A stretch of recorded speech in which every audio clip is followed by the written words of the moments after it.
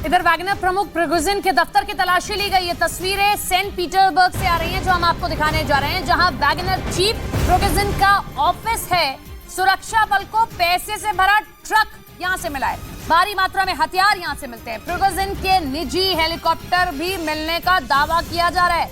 रूस के सुरक्षा बल ने यह तलाशी लिया है। प्रिगोजिन जो कि वैगनर का चीफ है, उसके यहां जब दफ्तर में तलाशी ली जाती है, पैसों से भरा एक ट्रक मिलता है, हथियार मिलते हैं और ये तलाशी रूस की ओर से ली गई है। रूस के सुरक्षा बल ने ये तलाशी ली है, जो तस्वीरों में आप देख पा रहे हैं। पश्चिमी मीडिया के मुताबिक रूस में पुतिन के खिलाफ बगावत करने के 10 दिन बाद वैगनर चीफ येवगेनी प्रिगोजिन ने अपनी चुप्पी तोड़ दी। बेलारूस पहुंचे प्रिगोजिन ने एक ऑडियो संदेश जारी कर जल्द ही जीत मिलने का दावा किया।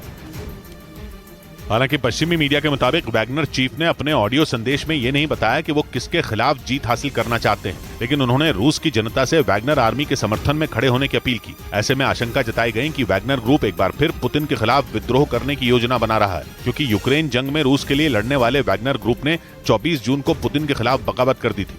हालांकि बाद में रूस की सरकार से समझौता होने पर वैगनर ग्रुप ने बेलारूस में पनाह ले ली, लेकिन दावा किया गया कि अब वहां से वैगनर चीफ ने जो संदेश जारी किया वो पुतिन की मुश्किलें बढ़ाने वाला है।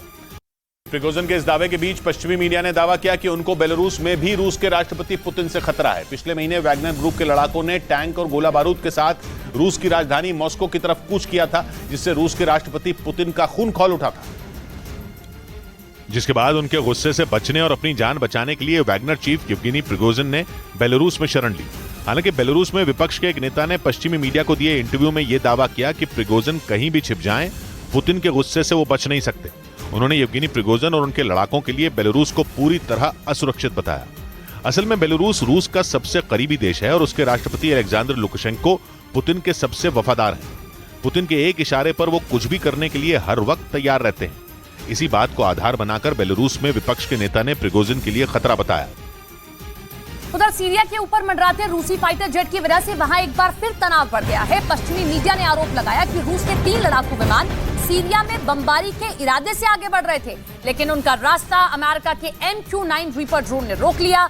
अमेरिका ने इस कार्रवाई का जो वीडियो जारी किया, उसमें 3 लड़ाकू विमान आसमान में मंडराते हुए दिखाई दिए। आरोप है कि ये रूस के विमान थे, जिन्हें चेतावनी देने के लिए अमेरिका ने अपने 3 MQ-9 रीपर ड्रोन को वहां भेजा, जिसके बाद आसमान में धमाके सुनाई देते हैं। अमेरिका का आरोप है कि रूस के विमान उस जगह तक चले गए जहां आने की उन्हें इजाजत तक नहीं थी। यही वजह रही कि अमेरिका को उन्हें चेतावनी देने के लिए अपने ड्रोन रवाना करने पड़े, जिन्होंने रूसी विमानों को लौटने पर मजबूर कर दिया। पश्चिमी मीडिया के मुताबिक रूस ने अपनी धरती पर यूक्रेन की तरफ से होने वाले ड्रोन हमलों के पीछे अमेरिका और नेटो के हाथ होने के आरोप लगा दिए। रूस ने मॉस्को और उसके आसपास के इलाकों में 5 ड्रोन मार गिराने का दावा किया और आरोप लगाया कि वो ड्रोन यूक्रेन की ओर से रूस के रिहायशी इलाकों में छोड़े गए, जिन्हें वक्त रहते रूस की फौज ने एयर डिफेंस सिस्टम की मदद से हवा में ही तबाह कर दिया।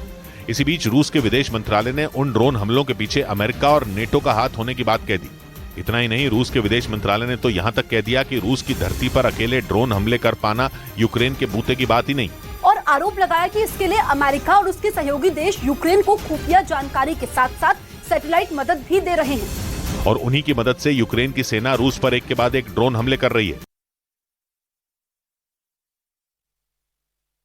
यूक्रेन की राजधानी कीव में उस वक्त हड़कंप मच गया जब वहां की एक कोर्ट में एक के बाद एक धमाकों की आवाजें सुनाई देती हैं। आरोप है कि वहां एक केस की सुनवाई के बाद एक आदमी ने खुद को कोर्ट के कमरे में बंद कर लिया और फिर वहां मौजूद सुरक्षा कर्मियों की तरफ विस्फोटक फेंके, जिनसे कीव की उस कोर्ट में जोरदार धमाके हुए। दावा तो यह भी किया गया कि उसने इस दौरान कोर्ट में मौजूद कुछ लोगों को बंधक तक बना लिया, लेकिन बाद में उन्हें एक एक कर कोर्ट से बाहर निकाल लिया गया।